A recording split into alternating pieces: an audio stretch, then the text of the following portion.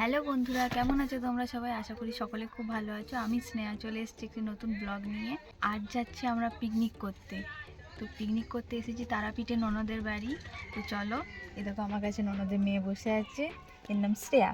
দেখো, হাই করে দাও, হাই করে দাও, বলো হাই। কাগজ খাই না, ছি ছি ছি ছি ছি।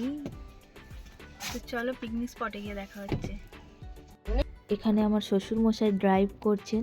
শীতকাল মানেই পিকনিক, তাই এবারে ননদ বলল যে এবারে আমার বাড়ি চলে আসতে, সবাই মিলে পিকনিক করা হবে। তাই চলে এলাম আমরা সবাই। শীতকালে পিকনিকের মজাটাই আলাদা বলো। আর সেটা যদি হয় বাড়ির সকলে মিলে, তাহলে আনন্দটা যেন আরও দ্বিগুণ বেড়ে যায়, তাই না? তোমরা শীতকালে কেমন পিকনিক করলে কমেন্টে জানিও। তোমাদের সাথে কথা বলতে বলতে দেখো তারাপীঠ মন্দিরে গেটের সামনে চলে এলাম। চারিদিকে কত লজ দেখো। এইবারে আমাদের পিকনিকের আয়োজন করা হয়েছিল তারাপীঠের কাছেই একটি পার্কে। পার্কটি এখন নতুনই শুরু করা হয়েছে, এখনও সেভাবে পুরো কিছু কমপ্লিট করে উঠতে পারেনি। এই যে দেখো, তোমাদের সাথে কথা বলতে বলতে পার্কে চলে এসেছি। তো দেখো চারিদিকটা কি সুন্দর লাগছে। শীতকালে একটা পিকনিকের মজাটাই আলাদা। তোমরা সবাই কেমন পিকনিক করছো শীতকালে? এই দেখো ননদের মেয়েকে দেখো কেমন হাঁটছে দেখো। এই যে এবার আমরা পৌঁছে গেছি। ওই দেখো ওইখানে আমাদের রান্না হচ্ছে, আর এইদিকে ওই উঁচু থেকে নামছেন কাকিমা আমার ননদের মেয়েকে নিয়ে। ইনি হলেন ননদের শাশুড়ি, আর ইনি হলেন আমার বরমশাই, ভাগ্নিকে নামাচ্ছিল। এবার আমরা যেহেতু সবাই টিফিন করব, তাই আমার শ্বশুরমশাই ওখানে যাচ্ছেন, জলের বোতল সব কিছু আয়োজন করে নিয়ে যাচ্ছেন। সাথে কাকিমাও একটু হেল্প করে দেবেন। তো এই যে দেখো আমাদের এই দিকটায় রান্না হচ্ছে। এখানে এখানে মামা রাঁধছে, আমার ননদের মামা শ্বশুর। এই যে আমরা সবাই মিলে টিফিন করতে বসে পড়েছি। দেখো টিফিনে ছিল মুড়ি, ঘুগনি, বেগুনি, মিষ্টি।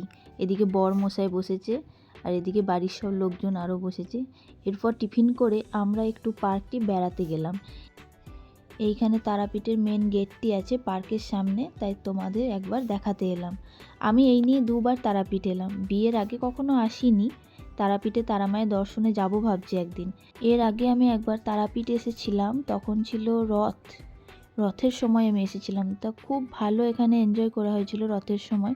সবাই মিলে বেড়াতেও গেছিলাম। তখন বেড়াতে গেছিলাম, এদিকে বীরচন্দ্রপুর আছে, ইস্কনের মন্দির আছে, আরও সব জায়গাগুলো আমার নামটা ঠিক মনে নেই। তো এইসব জায়গাগুলো আমরা বেড়াতে গিয়েছিলাম। এর বছর এসে ইস্কনের মন্দিরে ভোগ খেয়েছিলাম। তো সত্যি ভোগটি যেন অমৃত ছিল। এবারে ভাবছি যাব, যাওয়া হবে কি জানি না, তবে দেখা যাক, গেলে অবশ্যই তোমাদের সাথে শেয়ার করব। এই যে আমি এখন ব্লুটুথ বক্সটি গাড়িতে ফেলে এসেছিলাম, তাই আবার নিতে এলাম।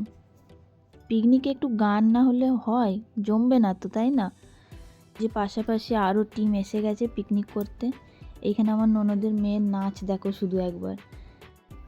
আমাদের সবাইকে একসাথে পেয়ে ওর খুব আনন্দ, বুঝলে।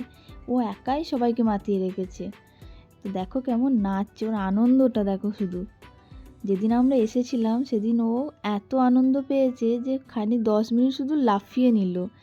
ওর পিকনিক করতে এসে খুব আনন্দ পেয়েছে ও।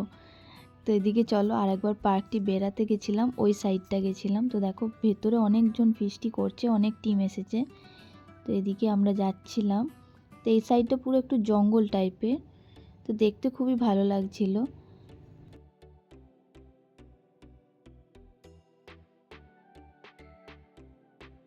এই দিকে দেখো আরও একটি টিম পিকনিক করছে। কতজন সবাই, চারিদিকে পার্কটি পুরো পিকনিকে ভর্তি। এরপর প্রায় 2:30 বাজে। এরপর যেহেতু অনেক বেলা হয়ে গেছে, এবার আমাদের খেতে ডাকছিল। আমি এখানে মেন কোর্সের খাবারের ভিডিওটা করা হয়নি। মেন কোর্সে ছিল ভাত, আলু পোস্ত, মটন, চাটনি, পাঁপড়, মিষ্টি এবং দই। এরপর প্রায় বিকেল হয়ে গেছে, এবার আমাদের সব কিছু গুছিয়ে নিয়ে বাড়ি যাবার পালা। এরপর খাওয়া দাওয়া শেষ করে আমরা এখানে সবাই বসে একটু রেস্ট করছিলাম। একটু পরেই আমাদের গাড়ি চলে আসবে, আমরা বাড়ি চলে যাব। তো প্রায় বিকেল হয়েই গেছে। এরপর বাড়ি যাবার পথে আমরা এই বোনটাই একটু সেলফি তুলে নিচ্ছিলাম। কিছু তো স্মৃতি রাখতে হবে নাকি, তাই না? এবার চলো বাড়ি ফেরার পালা। তো ভিডিওটি যদি তোমাদের ভালো লেগে থাকে তাহলে সাবস্ক্রাইব করে পাশে থেকো। আর শেয়ার করে দিও, লাইক করে দিও একটি। সবাই ভালো থেকো, সুস্থ থেকো। দেখা হচ্ছে পরের একটি ভিডিওতে। ধন্যবাদ।